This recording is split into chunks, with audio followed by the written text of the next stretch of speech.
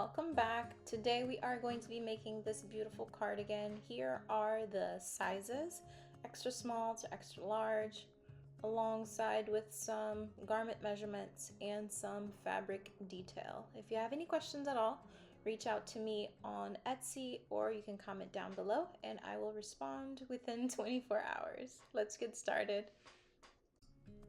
The first two pieces that you are going to be working with is number 4 and number 3, which is the front neckline and the back neckline. Since my material is incredibly sheer, I did not use the fusing interfacing in order to fuse the material together. So what I did was use a piece of satin, cut it the same shape of course, and then from there you can create a perimeter stitch all around it to stabilize that fabric. So with that, it acts like an interface. It stabilizes the fabric and it also adds like a beautiful trim right in the front neckline, as you can see in the upper left.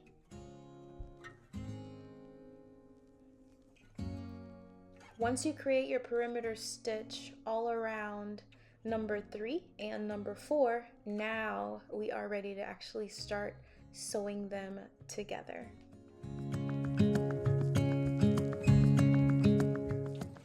Go ahead and lay your pattern 3 and pattern 4 down. I like to have a visual on how it's actually going to go on the garment. That way I don't get confused and sew anything backwards. So at the neckline, go ahead and pin number 3 and number 4 together, and you're going to do that for the one that has the interfacing as well as the shell. Make sure that everything is going in the right direction. Double check this video, rewind if you need to, and just sit it in front of you like how you're going to actually sew it. So if you need to match what's here on this screen, be sure to do so, because if it's sewn incorrectly, then it's going to be really hard to take those stitches out, since, well, if you're using a sheer material. But once you have both pieces pinned, you're ready to sew straight across.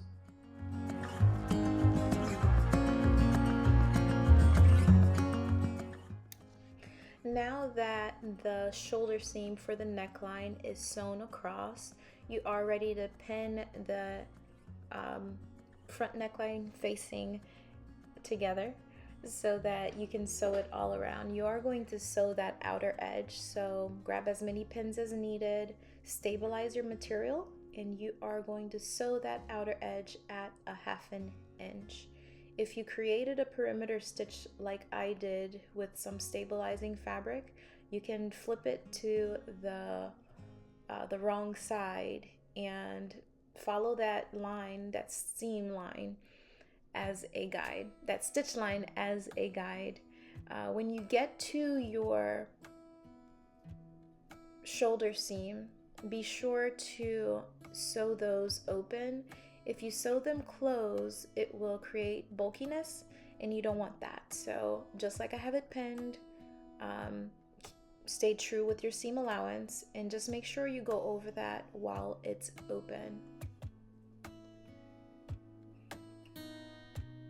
Once you are done sewing all the way from hem to hem, then you are ready to trim. In those curvature areas, be sure to clip into the seam allowance like a V so that it removes some of the bulkiness and it allows you to follow the curvature of the neckline and make it nice and smooth when you iron it and lay it flat. Now that our trimming is complete, we are going to edge stitch. Make sure that you open your material so that your seam allowance is going towards the side that does not have your interfacing. The side that has the interfacing is what's going to be facing forward. We want that that edge stitch to go on the back side. So as you sew on the edge of that material, holding down that seam allowance, make sure you're slightly opening that seam so that it can lay nice and smooth. If your trimming is not enough, use your scissors, go ahead and trim as close as you possibly can to that seam without cutting into it. Ironing in this part really helps, but normally what I do is I'll press it open with my finger as I go. I'll add more trims or more clips if needed, and then just continue sewing. Ironing is incredibly important, and as soon as we're done with this step, we're gonna go right over to the ironing board to iron this nice and flat. Taking these extra little measures to make sure that everything is nice and neat is really what helps the garment to be like, to give it like a clean, finished look. So please do not skip out on ironing and take your time to trim the material. Now that your neckline is complete, go ahead and set it aside, and now we're going to be working with the body of the garment. So grab your one piece and your number two, place them right sides together and pin at the shoulder seam. We are going to sew that at a 1/2 inch seam allowance. I went ahead and I pinned the underarm seam, but we're not going to sew that yet. We're simply going to sew the shoulder seam for now. So go ahead and pin both sides and sew it at a 1/2 inch. Once your shoulder seam is complete, you can continue to clean the raw edge of that seam allowance. Since I have a serger, I'm going to serge it closed. If you do not have a serger, use your zigzag stitch setting in order to trim the raw edge of that shoulder seam. Once it's complete, we are going to attach the neckline pattern piece 3 and 4 onto the body of the garment, which is pattern 1 and 2. It's easier to start at the seam, that way you can just use it as a reference point. So with your shoulder seam, you can move that seam allowance towards the back and just use as many pins as you need in order to secure the neckline onto the body of the garment. Once that is complete, sew it all the way across, starting from your hem, and your seam allowance for this will be a 1/2 inch.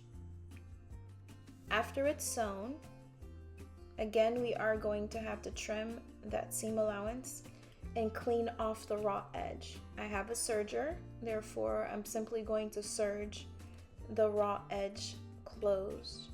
If you do not have a serger, use your zigzag stitch setting again to clean off the raw edge of your seam.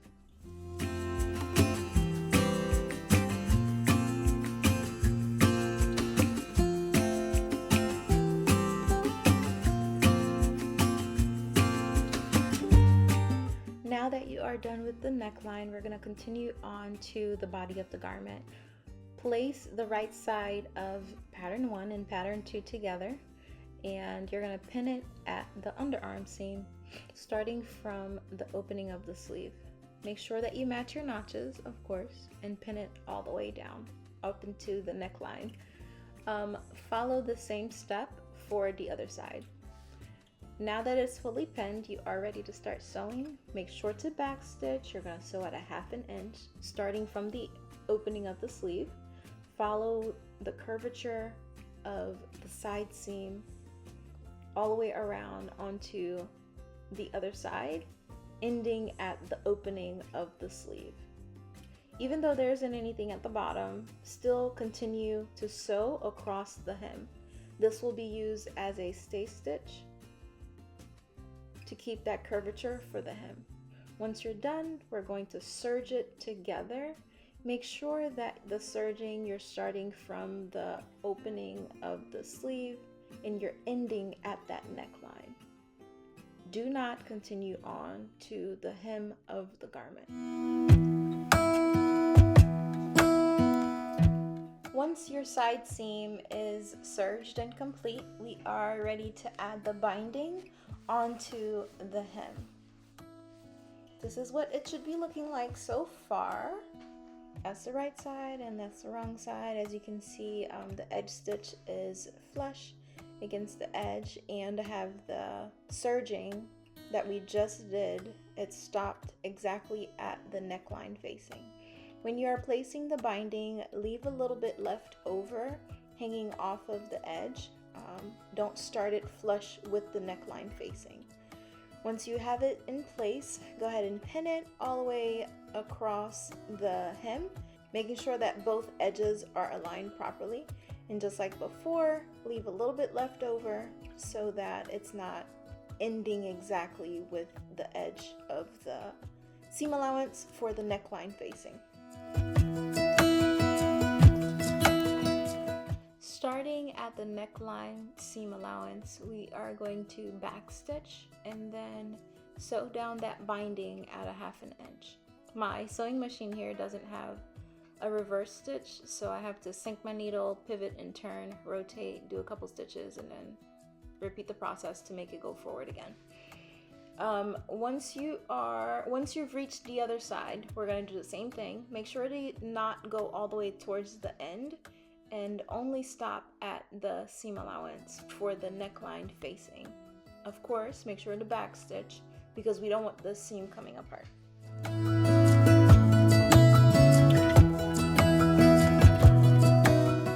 I thought I had the trimming footage recorded, but looks like I didn't, so for that I apologize. The next step here would be to trim your seam allowance for the hem.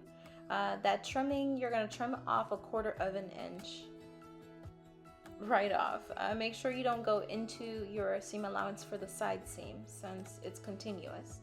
Now for the edge, all you have to do is tuck that edge in, and then you're going to fold the upper edge of the binding down onto itself. Ideally, you'd like to encase the seam allowance into itself. Use whatever you have near. I think it would probably be better for you to use a pin. Some pins just to tuck in any of the edges if they're being stubborn. But aside from that, just fold your binding over onto itself, and you're going to follow that process all the way across. Once you're done, it should look a little something like this. You want your binding to be facing away from your neckline interface, right? It should be facing downward. If you have it opened like I do, it should be facing downward. It should not be folding on top of itself.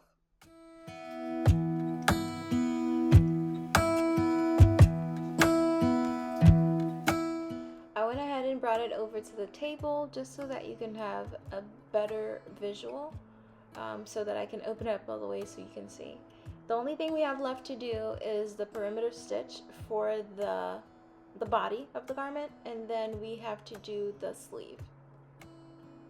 As you can see, the hem is facing away towards the neckline facing. But in order for us to complete the perimeter stitch, we are going to start at the hem.